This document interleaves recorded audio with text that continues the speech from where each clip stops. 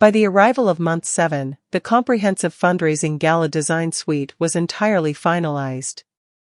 I had dedicated 3 full weeks to the final production phase, micro-adjusting the spacing of the letter forms and matching the color values until they mirrored the exact mountain sunlight I monitored from my studio glass every morning. Wallace analyzed the final print proofs at his executive office and phoned me that very afternoon.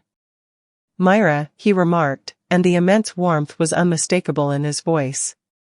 "You have delivered a visual identity that our entire organization can be immensely proud of." I was managing 6 consistent commercial clients by that stage of my business. The Boutique Lodge, a busy eatery located on Biltmore Avenue, an independent ceramics workspace, a community non-profit group that provided free arts education to vulnerable neighborhood teenagers, a prominent local real estate broker, and a specialized coffee roasting business that required product labels designed to appear completely hand-sketched. My monthly revenue had quietly surpassed the financial totals I was generating back in Cedar Falls, though comparison was entirely relative. I was far from wealthy. I was simply steady. My commercial rent was satisfied on time. I selected my groceries without checking my digital banking app prior to reaching the cashier. Gwen and I established a regular routine of sharing dinner most Wednesday evenings. It was nothing elegant. We typically frequented the small Thai spot on Lexington Avenue or consumed takeaway boxes across her print shop counter after the shop doors were locked. She never initiated a single conversation regarding Cedar Falls. She had naturally deduced the general architecture of what had transpired and determined that the specific details belonged exclusively to me, to share only if I felt inclined. I had begun developing connections with other independent merchant owners throughout the district. A woman who operated a custom candle boutique. A retired educator who retailed original watercolor pieces at the weekly open-air market. Human beings who introduced themselves based on the items they created with their hands, rather than who they happened to be related to by blood. A genuine community constructed on shared purpose rather than forced familial obligation. I allowed my mind to wander back to that harsh adhesive note on occasion. "You never deserved these treasures." I recalled the exact cadence of Pauline's voice cutting across the garden. "Not a single person here would even notice your absence." They had been entirely accurate about one specific reality. I did not harbor a single shred of longing for them. Not for the monthly barbecues. Not for the superficial, forced humor. Not for that long table where I executed the entirety of the physical labor while another individual stepped forward to accept the praise. Derek had processed the legal divorce documentation without launching a single counterclaim. The legal split was nearly finalized by the court. 7 months. That represented the precise duration required to transition from consuming a lonely hot dog at Pauline's patio gathering to operating a professional design studio with my mother's lineage gracing the front glass. 7 months of dawn awakenings, managing late-night invoicing, and relearning what it feels like to consume a meal without the constant anxiety of a cruel remark landing across the table. If you have ever reconstructed your entire reality from absolute ground zero, a professional track, a daily life, your own sense of personal dignity, describe your path in the comment stream and forward this chronicle to an individual who needs the strength to do the same. By the arrival of month 9, our 2 respective trajectories had moved in completely opposite directions, and a person did not require a statistical chart to observe the massive contrast. My reality consisted of a professional storefront featuring customized window lettering, a digital design portfolio that occupied the first page of search engine results for Asheville creative professionals, and a prominent editorial feature within the Asheville Citizen-Times weekly commercial profile section. The journalist, a young professional named Kira, had captured a photograph of me operating at my workstation with the blue mountain ridges visible through the glass pane behind my chair. The printed headline read, "Myra Harper of Harper Creative, Crafting a Fresh Narrative." I secured the newspaper print to my workspace drywall directly adjacent to Margaret's note of appreciation. Meanwhile, back in Cedar Falls, the reality was grim. Derek had moved his belongings into Pauline's residence on a permanent basis. The house we had previously purchased together, the property that carried both of our signatures on the legal deed, had fallen into formal foreclosure when I halted my monthly financial contributions, and Derek lacked the economic capability to satisfy the total balance on nothing but a standard auto repair wage. The asset was liquidated at a significant financial loss. Smallwood Automotive cut its operating schedule from 6 days down to 4 because Derek simply could not handle the logistical operations without the extensive back-office administrative management I had provided for 3 years. The customer inquiry emails remained completely unanswered. The financial ledgers were an absolute disaster. Brenda had been terminated from her position at the Highway 12 gas station following 3 successive instances of failing to show up for her shifts without calling. She was currently sleeping on a friend's couch and had cut off communication with Pauline for multiple weeks. Uncle Ray stopped attending the monthly gatherings entirely. There was truly very little reason to visit anymore.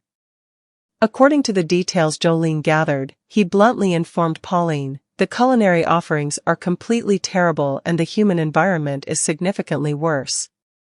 Jolene encapsulated the entire situation in a brief text message. Pauline's residence currently mirrors a visitation parlor. Everyone resides under the same roof, but absolute silence dominates the space. I reviewed the text message on a brisk Saturday morning while consuming breakfast at the small bistro located just around the corner from my workspace storefront. I locked my phone screen, finished my meal, and walked directly over to my studio. I needed to finalize a product packaging design for the local coffee roasting business before Monday morning. The specific bean blend was titled Second Wind. I deeply appreciated the underlying irony of the name. Derek managed to locate my physical address solely because of that local newspaper profile.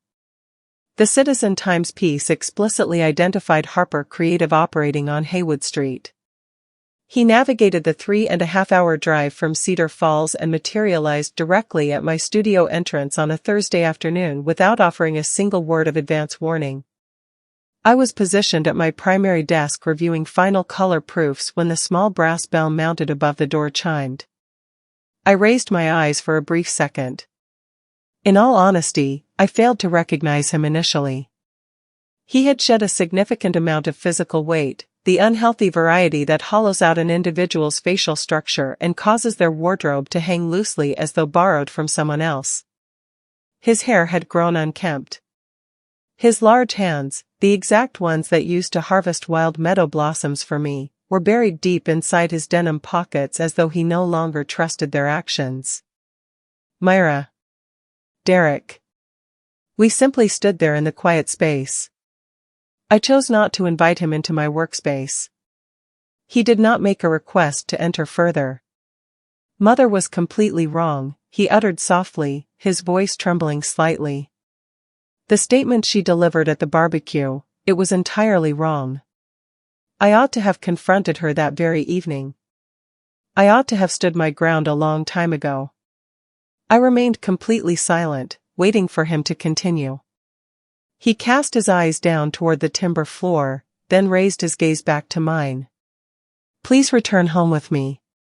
We possess the capability to fix our marriage. I will have that conversation with Mother. I will genuinely confront her this time. I analyzed the expression on his face. The young man I had originally fallen for at the county fair was still hidden within that frame somewhere, buried deep beneath absolute exhaustion, the weight of a 3.5-hour highway journey, and a full year of severe consequences he had never anticipated facing. This time, I remarked, keeping my tone perfectly measured. It required me vanishing completely from your life for you to finally locate your personal voice. And yet, your immediate solution is to command me to return home, as though the core issue is the fact that I chose to depart, rather than the reality of what she said to me at that table. He parted his lips to respond.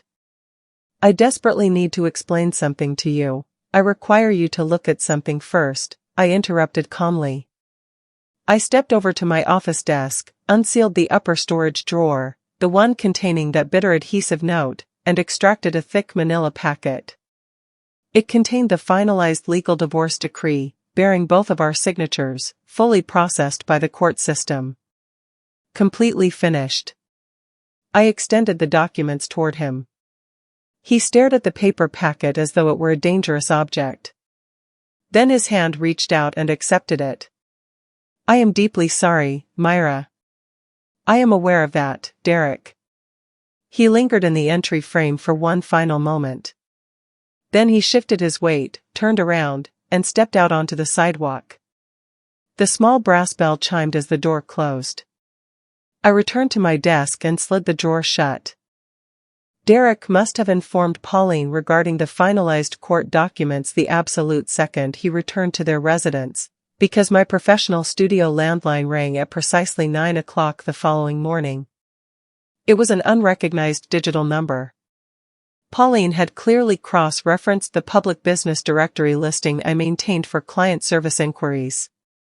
I chose to let the mechanism transfer the call directly to digital audio storage. The transmitted message spanned exactly 3 minutes in length. Pauline's delivery initiated in a tight, hyper-controlled cadence, the exact vocal tone she historically employed when issuing behavioral directives to her daycare children. Then her composure fractured completely, like a structural barrier bursting under immense pressure. You harbor this delusion that you can simply walk away? Just sever ties with my family, abandon my son? You convince yourself that you are an important individual now because you operate some tiny storefront in a municipality that nobody has ever heard of? Let me clarify a harsh reality for you, Myra. You were never anything more than a temporary visitor in this household. You were never a true member of our bloodline. You possess absolutely zero capability to ever be one of us. And the truth is Derek is infinitely better off without your presence pulling his potential down with your pathetic little freelance pastime and your pathetic little deceased mother. The audio abruptly disconnected. The storage mechanism had reached its maximum recording threshold. I sat perfectly still in my desk chair and simply experienced the deep silence that filled the workspace. I replayed the digital file one additional time, not to inflict emotional damage upon myself. I had crossed far beyond that vulnerability months prior. I played the audio explicitly to detect the one element that Pauline was entirely blind to in her own delivery. Pure panic. The old controller was completely losing her grip on her reality, and the tighter she attempted to squeeze her fingers, the more her control slipped away into nothingness. I preserved the audio file, dropping it directly into my zero engagement folder. I chose to offer zero return call. Yet, that singular phrase lingered in my thoughts, "You were always just a guest in this family." She had delivered that exact line during our second Thanksgiving dinner. She had repeated it now, screaming the words into a digital recording machine. The identical words, the identical woman. But she was entirely mistaken about one fundamental principle. Guests do not cleanse the dirty platters. Guests do not handle the extensive food preparation. Guests do not maintain the commercial financial ledgers. And guests, when they have finally endured enough disrespect, possess the absolute right to exit the premises. The real truth regarding the Smallwood family did not emerge because I chose to broadcast my perspective. It emerged explicitly because I had no operational need to do so. Cedar Falls functioned as a highly connected small settlement. The local populace observed realities. They observed that the legendary monthly gatherings had dwindled from 25 active visitors down to 8, then down to nothing but an empty yard. They observed that Derek appeared as though he had aged half a decade within a single calendar year. They observed that Pauline had completely vanished from her routine volunteer roles at the congregation bake sales and the annual holiday bazaar functions, operations she had personally directed for a decade. And they heavily observed that the singular human being who had always occupied the background space of every single Smallwood event, erecting the heavy tables, transferring the heavy platters, and cleansing the entire property afterward, was permanently gone.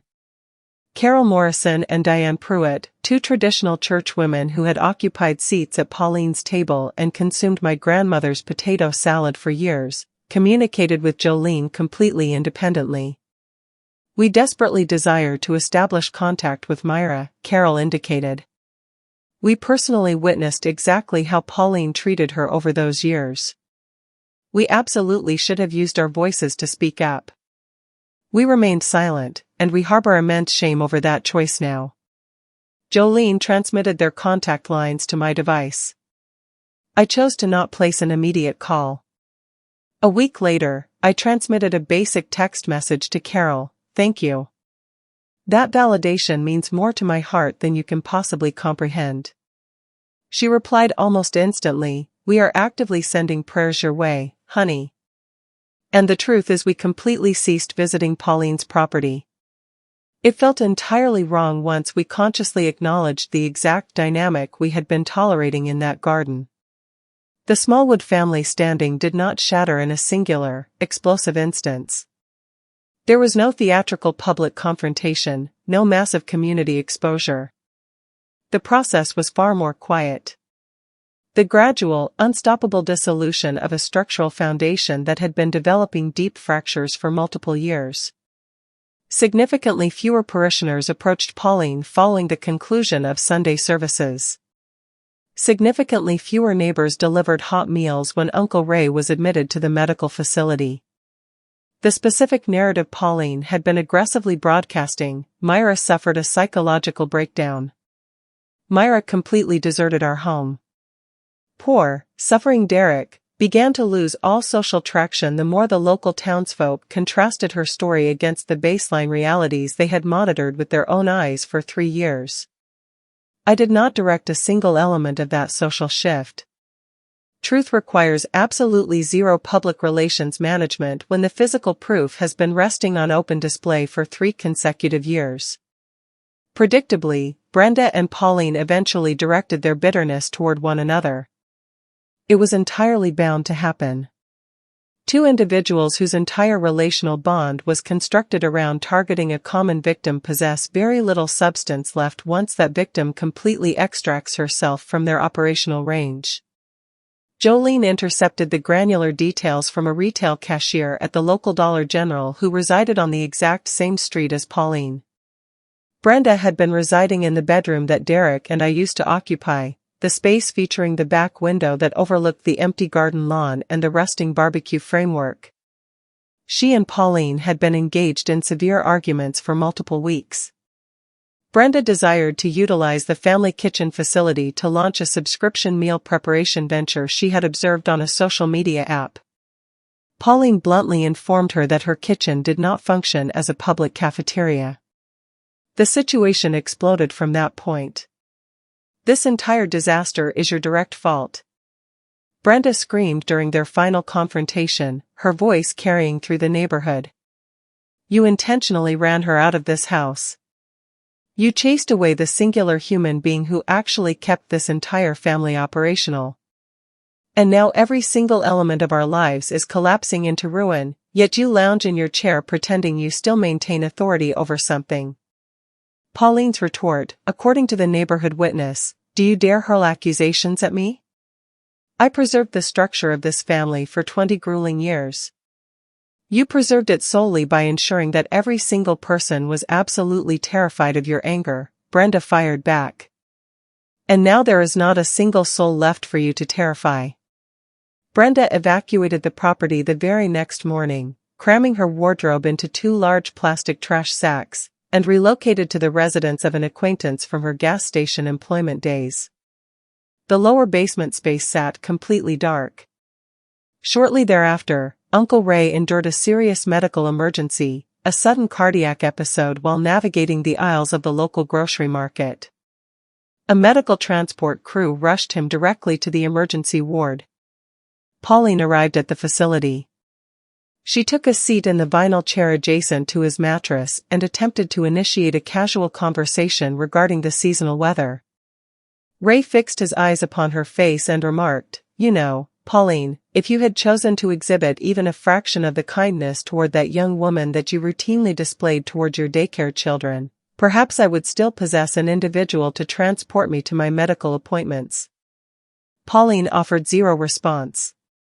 She navigated her vehicle back to her property, left the car idling in the driveway, and sat completely isolated in the front seat for 40 long minutes before forcing herself to step inside a residence that contained exactly one individual, Frank, stationary in his manual chair, monitoring a television screen with the audio output turned up to maximum volume. The Regional Arts Council Gala was exactly 6 weeks away when Wallace formally requested that I deliver the opening presentation on stage.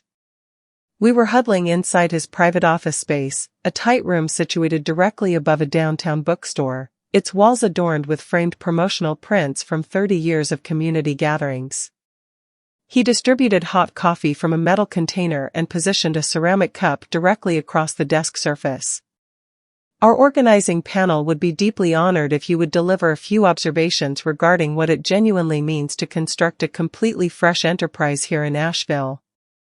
Your personal journey deeply connects with the human experience, Myra. My personal journey.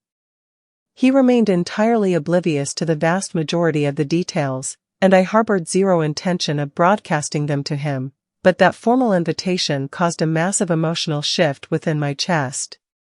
It was that identical sensation I experienced when Margaret analyzed my design layouts and remarked, "Where on earth have you been hiding yourself?"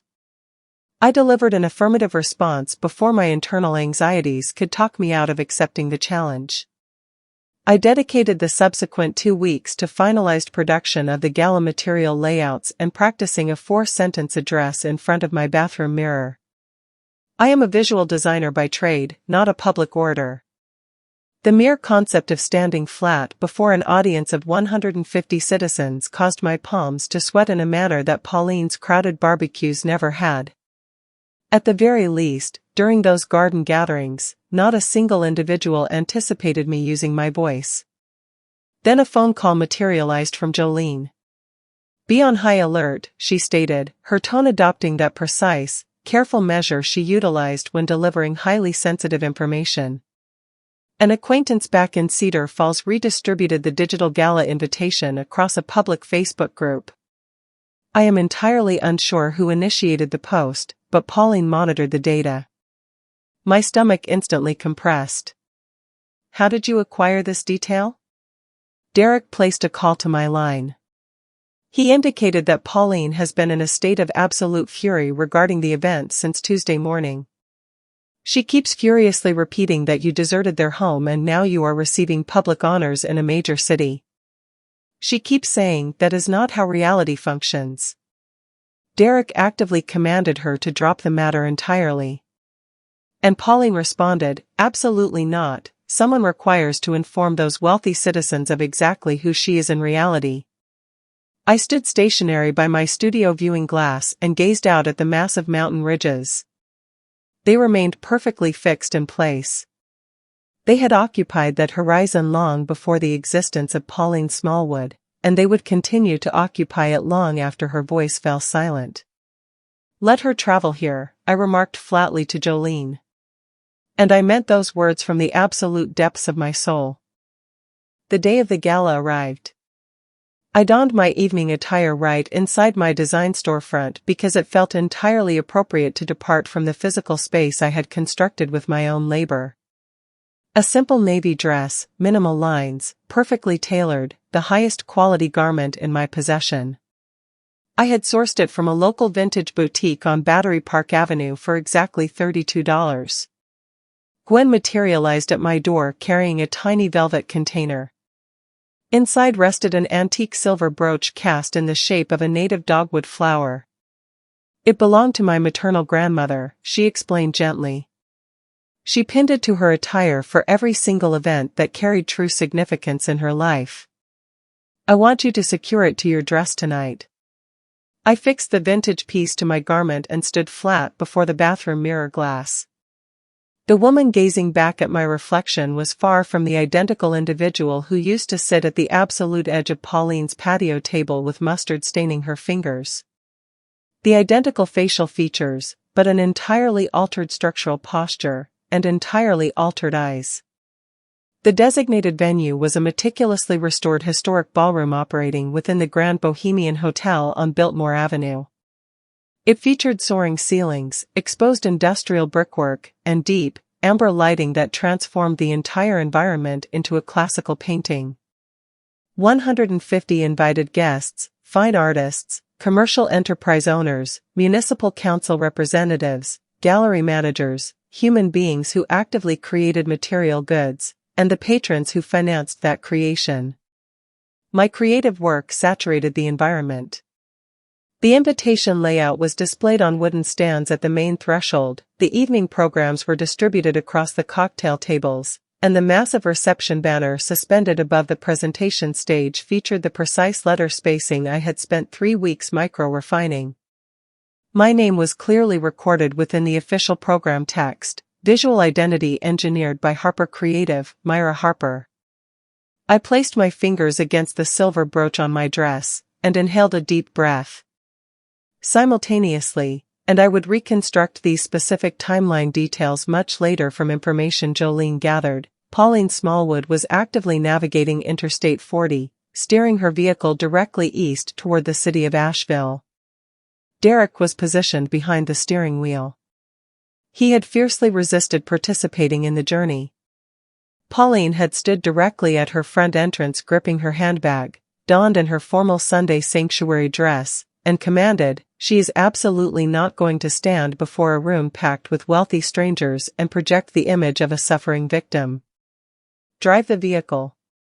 Derek responded, "Mother, this represents an incredibly terrible idea." Pauline repeated, "Drive the vehicle." Brenda had transmitted a brief text to Derek's device that afternoon, "Leave my name completely out of this disaster." A wise decision. It represented the absolute first intelligent action she had executed in a considerable duration of time. A year prior, I was standing completely isolated in Pauline's back garden with mustard on my skin, monitoring an entire table of human beings laughing at the explicit concept of my total disappearance from the earth. Tonight, I am standing in a historic ballroom with my identity stamped across every single wall. And the exact woman who publicly declared that not a soul would notice my absence has just navigated a 3-hour highway journey explicitly to locate my face. It is incredible how reality balances the scales. Remain with me, because the interaction that transpired next constitutes the absolute reason I am sharing this chronicle. The fundraising gala officially initiated at 7 o'clock. I positioned myself near the primary entrance and welcomed the various professionals I had collaborated with over the year. Margaret arrived donning an elegant green wrap dress. The local coffee roaster materialized in a formal blazer he clearly did not deploy on a standard workday. The ceramics studio owner arrived with traces of gray clay still embedded beneath her fingernails. Gwen moved seamlessly through the crowd gripping a glass of wine and a digital camera, capturing images of the large signage displays, the circulating guests, and the printed programs exactly like a proud relative at a graduation ceremony. Wallace stepped directly up to the speaker's microphone at precisely 7:30. The entire room immediately settled into a quiet hush. "Good evening, everyone. Thank you all for gathering here tonight to champion the creative arts within our broader community." He delivered a brief address concerning the council's baseline mission, the localized financial grants they had successfully distributed, and the individual artists they had actively sustained. Then he announced, "Our comprehensive visual identity for this year's initiative was engineered by an individual who relocated to Asheville less than 12 months ago, yet has already transformed into a vital, indispensable pillar of our local creative network. Her design labor surrounds you in every direction this evening. And if you failed to consciously notice it initially, that is because the execution is so masterfully refined, it feels as though it has always occupied these historic walls. Please join me in welcoming Myra Harper of Harper Creative." The resulting applause was incredibly warm, loud, and instantaneous. I stepped toward the stage microphone on legs that felt as though they belonged to a significantly more self-assured human being. I maintained absolute brevity in my remarks. Exactly 1 year ago, an individual informed me to my face that I was entirely forgettable. They stated that if I vanished tomorrow, not a single person would observe my absence. I chose to interpret that statement as a direct invitation. A handful of guests let out a brief chuckle, the supportive variety of laughter. The kind that indicates an audience is standing firmly with you. I chose to vanish completely. And I constructed this reality. Not because I harbored any internal need to prove those individuals incorrect, but because I possessed an absolute need to prove my own potential correct to myself. Thank you, Asheville, for serving as the sanctuary where I am finally permitted to exist out loud. The subsequent applause rose significantly louder this time. Gwen let out a loud cheer from the rear of the space. Margaret delicately dabbed at her eyelids with a paper beverage napkin. I stepped away from the microphone apparatus and delivered a massive exhale. Suddenly, my eyes locked onto their figures positioned at the absolute rear of the historic ballroom, right near the wooden exit doors. Pauline stood rigid in her Sunday sanctuary dress. Derek was positioned beside her in a wrinkled collared shirt, completely stationary, training his eyes directly upon my face. Pauline evaluated the entire ballroom layout the exact way a military strategist analyzes an active combat zone. Her eyes traveled from the massive reception banner to the wooden display stands, to the printed event programs resting on the cocktail surfaces, and finally to the well-dressed guests in their formal evening attire. She focused on the clean design lines, my balanced color choices, and my professional name recorded in the lower margin of every single material asset, and her jaw visibly locked. This environment was far from the reality she had traveled to expose. She fully anticipated discovering me in a state of severe financial struggle, perhaps managing a low-level coffee counter or occupying a tiny rented room. She fully anticipated confronting the broken, desperate version of my identity she had meticulously manufactured within her own mind, a fragile soul waiting to be salvaged from her own foolish choices. Instead, she entered a grand ballroom. She witnessed 150 high-profile citizens delivering a standing ovation, with my lineage stamped across the walls. She initiated a direct march across the floor toward my position. Derek reached his hand out to secure her arm, whispering, "Mother, please do not do this." She violently pulled her arm free without casting a single glance in his direction. I politely excused myself from the active conversation I was maintaining with a local gallery proprietor regarding an upcoming design commission. I monitored Pauline's progression across the crowded room. The surrounding guests did not consciously separate to create a path for her movement, they simply ignored her presence entirely. She possessed zero status in this space. She reached my physical position right beside the beverage station. The local bartender was actively pouring a glass of white wine for a guest.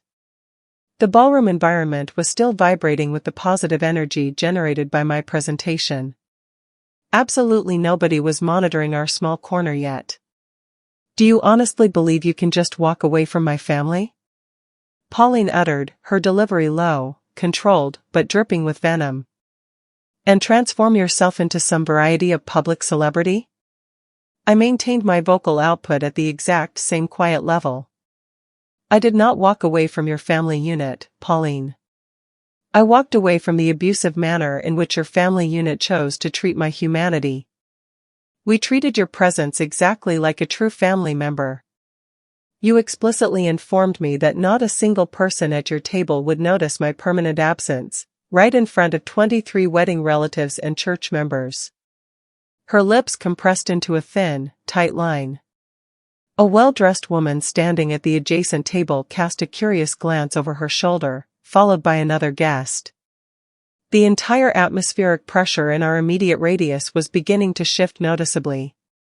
Pauline's volume suddenly spiked, not in a gradual build, but like an electrical circuit snapping shut. It constituted a basic joke, she barked out, loud enough to instantly pierce through the surrounding conversations. Every single person at that table laughed. "You lacked the basic capacity to tolerate humor, and now you have entirely destroyed my son's entire future." Multiple heads turned sharply. The ambient crowd murmur died away outward from our physical position like ripples disappearing from a stone dropped into still water. 150 professionals inside a historic ballroom, and every single eye was currently trained upon the woman in the Sunday church dress who was actively screaming at the professional designer whose name was printed across their evening materials. "Your son is a fully grown adult," I responded, keeping my delivery perfectly level, calm, deploying the exact same voice I used during corporate client sessions when a design edit required firm boundaries. "His personal life remains his sole responsibility. You are the individual who crippled him." Pauline's vocal delivery cracked under the strain. "You systematically dismantled this family structure. Every single element of our lives was perfectly fine before you decided you were far too superior for our circle. Every single element was perfectly fine for your personal comfort, Pauline. It was far from fine for my existence." She took a physical step forward. Her index finger snapped upward, pointing aggressively at the center of my chest. "You ungrateful little creature." After every single sacrifice her voice broke off abruptly, not from a surge of anger this time, but from a hidden reality surfacing for a fraction of a second. It mirrored the expression of an aging woman who had spent 2 decades holding a household together through sheer force of will, entirely unable to comprehend why the entire structure was sliding into absolute ruin without the daughter-in-law she had systematically driven off. Suddenly, Wallace materialized beside us, calm, unshakable, and firm. He gently elevated his hand to create a physical barrier between our frames. "Ma'am, I must politely request that you immediately reduce your volume. You are currently disrupting a private corporate function." Pauline turned her anger directly onto him. "Do not dare dictate my behavior. This individual completely abandoned my household.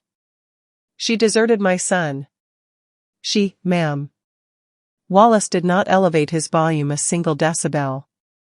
He had absolutely no need to do so. The historic ballroom had plunged into absolute, unyielding silence. Every single individual I had met over the course of that transformative year, every client, every neighbor, every new friend, was quietly watching a shouting stranger and a perfectly composed designer standing exactly 3 feet apart. I maintained an incredibly low, quiet tone. "Pauline, you delivered a specific observation at your backyard gathering exactly 1 year ago today. You stated that if I vanished tomorrow, not a single human being would notice. Do you retain memory of those words?" She parted her lips to deliver a retort. Absolutely zero sound emerged from her throat. "I chose to vanish completely.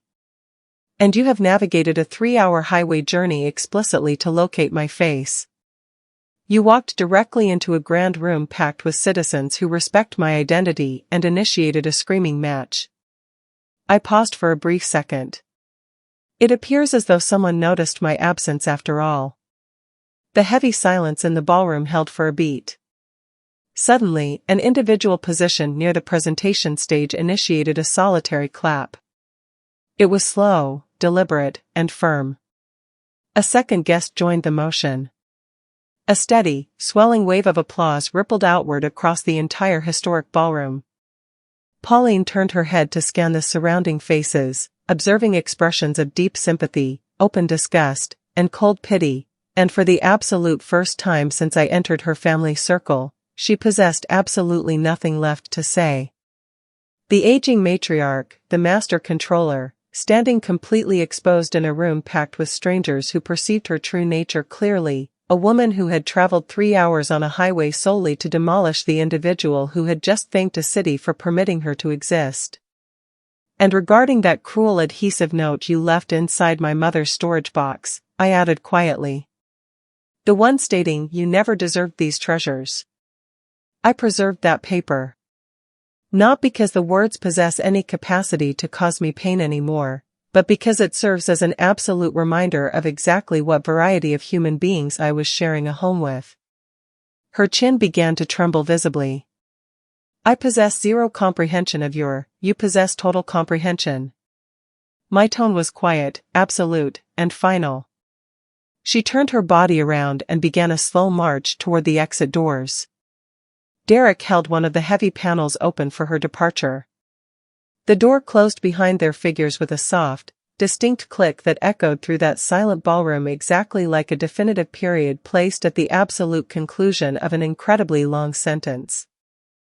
I stepped out onto the exterior sidewalk exactly 20 minutes later. Derek was leaning his frame against Pauline's sedan, the vehicle engine idling softly.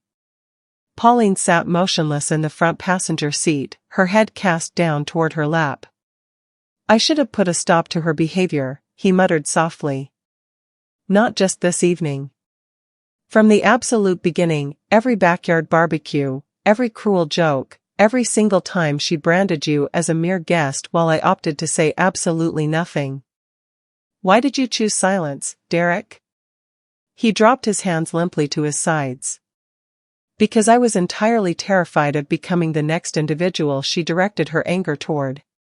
His voice cracked noticeably on the final words, and for one fleeting second, I perceived the 14-year-old boy whose father had returned home paralyzed in a wheelchair and whose mother had transformed her personality into an unyielding fortress. He had learned at an impressionable age that the fortress offered security, provided you never dared to challenge the individual who constructed the walls. "That does not constitute a valid excuse," he added quietly. "No," I agreed, keeping my tone steady. "It does not. Take genuine care of your life, Derek." I turned my back and walked toward the warmth of the ballroom. The sedan engine revved on the street behind me, tires gripped the gravel surface, and then there was nothing left but absolute silence. 2 months following that evening, the legal divorce was officially finalized by the state. I appended my signature to the master document, Myra Harper, utilizing my mother's family name. Jolene delivered her final data update from Cedar Falls shortly thereafter. Pauline had not hosted a single family barbecue since her departure from the Asheville gala. The outdoor grill sat completely abandoned beneath a cheap blue plastic tarp, gradually collecting rust. Derek had officially liquidated his ownership stake in Smallwood Automotive and accepted a standard mechanic position at a dealership operating over in Knoxville. He earned a basic hourly wage, with no signage bearing his family name on the commercial building. Brenda had officially registered for an online professional bookkeeping certification program. Jolene indicated that she appeared significantly more stable and focused. Uncle Ray had permanently relocated into a premium senior living facility situated on the outskirts of Murfreesboro. He enjoyed consistent hot meals, participated in a regular card match every Thursday afternoon, and surrounded himself with human beings who conversed with him simply because they genuinely desired his company. The Smallwood name used to represent family barbecues, folding lawn chairs, and the absolute authority of Pauline's kitchen. In reality, the singular individual who had spent 3 years making that name mean something operational was the exact person they had commanded to disappear from their lives. A beautiful Saturday afternoon arrived in late March. I hosted a casual gathering, grilling hot dogs up on my studio rooftop terrace. Gwen supplied the fresh buns. Margaret contributed a bowl of homemade coleslaw. I prepared my grandmother's authentic potato salad, the exact recipe that Pauline used to aggressively claim as her own personal creation. We utilized paper plates, arranged wild blossoms gathered from the local neighborhood garden space, and featured no woven lawn chairs and no controlling monarch receiving loyal subjects. We consumed our meals. We shared genuine laughter. Not a single soul attempted to claim credit for labor executed by another human being's hands. I lifted up a hot dog, slathered in yellow mustard and sweet pickle relish, chewed a slow bite, and simply gazed out at the stunning Blue Ridge peaks shifting into deep orange shades under the fading evening light. The identical culinary menu, an entirely separate table, the identical woman, an entirely separate existence. The specific individuals who commit their energy to telling you that your presence is entirely forgettable are invariably the exact ones who prove completely incapable of functioning once you are permanently gone. A cruel adhesive note stating, "You never deserved these treasures." A basic hot dog consumed at a patio table where I executed every ounce of the physical labor. A bitter mother-in-law who navigated a 3-hour highway journey explicitly to scream insults at the woman she commanded to disappear. Occasionally, the most quiet departure generates the absolute loudest echo in the world. If this narrative triggered a memory of your own experiences at a family table, forward it to someone who needs it. Record what your voice would have delivered in the comments. Make sure to hit subscribe to Quiet Justice Tales. I will see you in the next installment.